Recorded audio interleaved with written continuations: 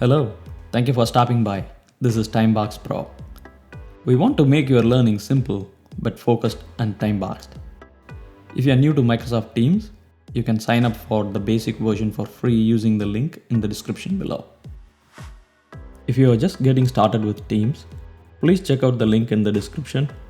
Microsoft has created a bunch of quick videos for beginners that will help you get the basic knowledge.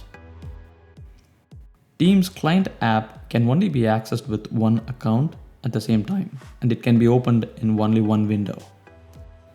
You cannot run multiple instances of Teams like Excel or Word, which is critical for multitasking. We have a solution for you. In this video, you will see how to run multiple Teams app. You can use the same account or use different accounts. This is possible using the technology Progressive Web App. You can install a web page as an app so that you can use it like any other application. But wait, you need to make sure you have a supported Chromium-based browser. Here is a list of all Chromium-based browsers that works for Progressive Web Apps. Alright, let's go ahead and see how to get this done. Open the browser and enter the Teams web address.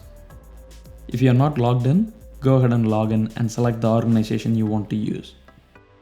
Now click on the three dots on the top right of the browser menu bar. Click on Apps and you will see the option to install this site as an app. Click that. Now give it a name and hit Install. That's all. Now you have a second Teams app to use for whatever purpose you need it for. There's a little trick. You can launch this Teams app as many as you want. Just right click and hit the app name. This will launch another window. Again and again. Awesome, right?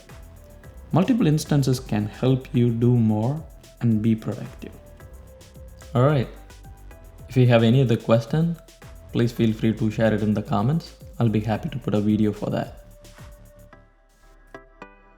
Thank you for watching. I'll catch you guys later.